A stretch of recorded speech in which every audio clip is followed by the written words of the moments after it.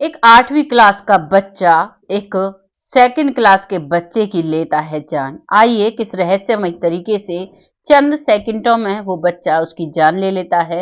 लेकिन परिवार के सामने कुछ और ही रखा गया। परिवार के सामने रखा गया कि जो स्कूल है उसका मैनेजर जो है उसका पिता तंत्र मंत्र करता है और तंत्र मंत्र के चलते उस बच्चे की बलि दी गई है। ये सारी चीजें निकल के सामने आ रही थी। इस केस को लगभग ये 23 सितंबर 2024 को शुरू हुआ था और लगभग करीबन काफी समय हो गया है इसको। और अब तक भी इसमें सामने आया वो सब कुछ आपके सामने लेकर आई हूँ। नमस्कार, मैं महक चौधरी आज आपके सामने एक ऐसी सच्ची कहानी लेकर आई हूँ जिसे सुनकर आपको हैरानी होगी कि क्या कोई बच्चा इस हद तक सोच सकता है। ये कहानी शुरू होती है सहपाऊ हाथरस, सहपाऊ थाना लगता है हाथरस से, जो कि यहाँ पर एक स्कूल है जिसका नाम है डीएल पब्लिक स्कूल। वो स्कूल खोला गया। उस स्कूल की जो मान्यता थी वो सिर्फ पहली से और 5वीं तक की थी, लेकिन उस स्कूल को चलाया जा रहा था पहली से 8वीं क्लास तक। और उस स्कूल में 8वीं क्लास तक का था और उसमें हॉस्टल भी चलाया जा रहा था। कहते हैं पढ़ाई बहुत अच्छी कराई जाती थी। लगभग 2-3 सालों में ही 700 बच्चों की स्ट्रेंथ उस स्कूल के मैनेजर, प्रिंसिपल, स्कूल अध्यापकों ने मिलकर कर ली थी। बहुत ही मेहनत बच्चों के साथ करते थे। लेकिन दिन आता है सितंबर 2023 का और सितंबर 2023 में सुबह सुबह एक बच्चे के पिता को कॉल किया जाता है और कहा जाता है कि आप जल्दी से स्कूल आ जाइए, आपके बच्चे की तबीयत खराब है। वो पिता भागा दौड़ा स्कूल आता है। स्कूल आने के बाद कहता है क्लास टीचर से कि मेरा बच्चा कहाँ है। तो क्लास टीचर कहती है कि प्रिंसिपल सर से बात करो। प्रिंसिपल सर से बात की जाती है तो प्रिंसिपल सर कहते हैं कि मैनेजर से बात करो। और कोई भी उसकी बात पर गौर नहीं कर रहा था। सब उसे ऐसे ही इधर उधर घुमा रहे थे। वो पिता मायूस सा अपने बच्चे को इधर उधर ढूंढ रहा था। लेकिन जब मैनेजर से बात कर कर निकलता है तो वो देखता है कि मैनेजर की कार में उसका बच्चा लेटा हुआ है। वो खिड़की खुलवाता है, अपने बच्चे को गोद में लेता है, लेकिन उसके बच्चे में कुछ भी नहीं था। वो अपने बच्चे को देखकर जोर जोर से रोने लगता है। स्थानीय पुलिस को कॉल करता है। स्थानीय उस समय जो ऊपर एसएचओ साहब थे उनका नाम था मनीष चिकारा। मनीष चिकारा इस केस को हैंडल करते हैं और वो सारी छानबीन करते हैं। उन्होंने अपनी छानबीन में पाया, कुछ सबूतों के बिहाफ पर पाया कि जो इस स्कूल का मैनेजर है उसका पिता भगत जसोधन सिंह, उसने इस सारे काम को अंजाम दिया है। क्योंकि स्कूल के ही अंदर एक ऐसा कमरा पाया जाता है जिस कमरे में भगवान जी की, अम्मा काली माई की तस्वीर लगी हुई थी और बहुत सारी चुनरियां वहां पर बंधी हुई थी। कुछ पूजा पाठ का सामान वहां पर ऐसा रखा हुआ था कि उसको देखकर इंसान अंदाजा लगाते हैं और इसी बिहाफ पर इस केस को उस राह में मोड़ दिया जाता है। धीरे धीरे वक्त निकलता है, ये मामला सोशल मीडिया पर बहुत तेजी से वायरल होता है। और जब तेजी से ये वायरल हुआ तो इसमें सभी को रुचि होने लगी इस केस में और सभी को लगने लगा कि पता चलना चाहिए आखिर ऐसे क्या हुआ, कैसे हुआ। अब वक्त निकलता है और अब समय आर को ये केस शुरू हुआ था और 23 सितंबर के बाद 11 दिन बाद इस केस में जो एसएचओ साहब हैं वो बदल जाते हैं और उनके बाद आते हैं ललित कुमार एसएचओ, जो कि इस केस को अच्छे तरीके से अपने हिसाब से दोबारा से रीइन्वेस्टिगेट करते हैं और उनकी जांच में कुछ अलग ही पाया जाता है। इस बात को सुनकर ना तो बच्चे के माता पिता खुश हैं, ना ही और लोग खुश हैं। काफी लोग इस पर सवाल उठा रहे हैं, लेकिन इस बात को सच मानकर, क्योंकि अदालत को, कोर्ट को, हमारी कानून को सबूतों की जरूरत होती है।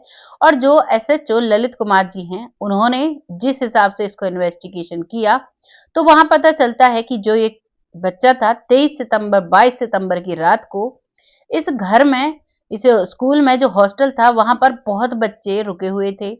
उन बच्चों से जब बातचीत की जाती है तो उनमें एक सवाल ललित कुमार एसएचओ के सामने बार बार आ रहा था। बच्चे कह रहे थे कि अगर किसी की मौत होती है तो कितने दिन के लिए स्कूल बंद हो सकता है। उनमें से एक बच्चा जिसका नाम हिडन कर दिया जाता है, नहीं बताया जाता, वो बच्चा 8वीं क्लास में पढ़ता है जिसे फोन देखने की बहुत ही लत थी और हॉस्टल में रहता था तो उसे फोन नहीं मिलता था। जब भी वो किसी छुट्टी में घर जाया करता उसी दौरान वो बहुत ज्यादा फोन देखा करता। और अब वो जब स्कूल में आता है और जब उसे फोन की तलब लगती है तो वो सोचता है कि अगर किसी को मार दिया जाए या कोई मर जाता है तो इस स्कूल की कितने दिनों तक छुट्टी हो सकती है। यही सोचता है, अपने दोस्तों से भी पूछता है। वो सभी दोस्त पुलिस वालों को बताते हैं और कहते हैं कि ये बार बार यही सवाल करता था। इसी बिहाफ पर अब पुलिस पूछताछ करती है तो पता चलता है 22 सितंबर की रात वो बच्चा जो 8वीं क्लास का था, वो एक दूसरी क्लास के बच्चे को उठाकर लेकर जाता है और कहता है कि मुझे टॉयलेट लगी है, मुझे डर लग रहा है, तुम मेरे साथ चलो। और वो उसके साथ चला जाता है। उसके बाद वो बच्चा, उसका जो गमछा स्वापी बोलते हैं, ऐसी थी उसके पास, और उसी से उस बच्चे का 10 से 20 सेकंड में ही गला घोट दिया जाता है और उसी के बाद वो बच्चा मूवमेंट करना बंद कर देता है। अब तक तो वो बच्चा ठीक दिशा में जा रहा था, उसे ऐसा लग रहा था कि सब कुछ ठीक हो रहा है, लेकिन जैसे ही वो बच्चा मूवमेंट करना बंद करता है तो अब वो बच्चा डर जाता है जो 8वीं क्लास में पढ़ता है। उसे लगता है शायद मैंने कुछ बड़ा ही गलत कर दिया है। वो घबरा जाता है, वो बिल्कुल चुप हो जाता है, वो किसी से कुछ भी नहीं कहता है। ये सारी बातें जो एसएचओ ललित कुमार जी हैं उनको वो बताता है। इस बात को सुनकर वो बहुत हैरान होते हैं, सारे सबूतों को अदालत में पेश करते हैं। इस बच्चे को सुधार गृह में भेजा जाता है, लेकिन ये भी जो फैसला हुआ है, बच्चे को सुधार गृह में भेज दिया गया। स्कूल को दोबारा से खोलने की अनुमति दे दी गई क्योंकि इसमें शिक्षकों की कोई भी गलती नहीं थी। शिक्षकों से जब पूछा जाता है तो वो बताते हैं, उनसे पूछा गया कि जब तुमसे पहली बार इन्वेस्टिगेशन के नाम पर पूछताछ की गई तो तुमने ऐसे जवाब क्यों दिए, तो वहां पर मैनेजर, प्रिंसिपल सभी बताते हैं कि हमने अभी अभी स्कूल खोला था और हमने इतनी जल्दी स्ट्रेंथ बढ़ा ली थी, काफी लोग हमसे जलते थे, लेकिन जब भी पुलिस ने हमसे सवाल पूछे तो हमने डर के आगे जो भी उन्होंने पूछा बस हाँ ही हाँ हम करते गए, क्योंकि एक तो हमारे स्कूल को जो मान्यता थी वो पहली से और 5वीं तक थी, और अब हम जो अपना स्कूल पहली से 8वीं तक चला रहे थे। दूसरा, हमारे स्कूल में हॉस्टल खोलने की अनुमति नहीं थी, वो भी हमने खोल रखा था। तो कई चीजें ऐसी थी जो हमने गैरकानूनी इसमें कर रखी थी। हमें लगा कि इनकी वजह से हमें पुलिस पकड़ ही लेगी, इससे अच्छा है कि पुलिस हमारे साथ बुरा व्यवहार ना करे, जो भी पूछे उसी को ऐसे ही बताते जाएं तो शायद हम रिलैक्स रहेंगे, बच जाएंगे। इसी बिहाफ पर हम लोग ऐसे ही जवाब देते गए। उनका जवाब लिया गया और कानून के आगे सब प्रूफ पेश किए गए। ये कहानी कुछ यहाँ तक निकल कर आई है, लेकिन अब जैसे ये फैसला कोर्ट की तरफ से आया है, आगे भी इसमें इन्वेस्टिगेशन चल रही है, लेकिन अब तक का जो फैसला आया है इससे ना तो जिस बच्चे को मारा गया है स्कूल में उसका पिता संतुष्ट है और ना ही जो बच्चा मारने वाला है, जिस बच्चे को सुधार गृह में भेजा गया है, वो पिता संतुष्ट है। वो सब कह रहे हैं कि ये सब कुछ गलत है, मेरे बच्चे को बेवजह फंसाया जा रहा है। दूसरा, वो पिता कह रहा है कि मेरे बच्चे को इंसाफ नहीं मिला है। ये सच्ची कहानी हमारे सामने निकल कर आई। अब तक इसमें यही जानकारी मिल पाई है, आगे जो भी जानकारी आएगी आपके साथ जरूर साझा करेंगे।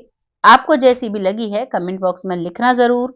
इस कहानी को लाने का बस एक ही उद्देश्य हमारा है कि हम सभी के बच्चे स्कूलों में पढ़ते हैं, और जब पढ़ते हैं तो उनके साथ सहपाठी होते हैं, छोटे बच्चे भी होते हैं, बड़े बच्चे भी होते हैं, तो अपने बच्चों को समझ देनी चाहिए। चाहे कोई भी बच्चा आपको कहीं भी लेकर जाए, उसके साथ अकेले में नहीं जाना चाहिए, क्योंकि ऐसे ऐसे हादसे भी हो जाया करते हैं।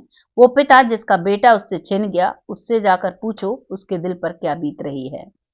ऐसा किसी के साथ ना हो, इसीलिए जागरूक करने के लिए इन कहानियों को हम आपके सामने लेकर आते हैं, जिससे कि आप कुछ जानकारी ले सकें, अपने बच्चों पर ज्यादा ध्यान दे सकें। बस इसीलिए लेकर आते हैं। जो भी आपको लग रहा है अपनी राय लोगों के साथ शेयर करिएगा। आपकी राय हमारे लिए बहुत इंपॉर्टेंट होती है, बहुत महत्व रखती है, उसी के बिहाफ पर हम आगे वीडियोस लेकर आते हैं। तब तक खुश रहें, आबाद रहें, अपने और अपनों का ख्याल रखें। जय हिंद, जय भारत।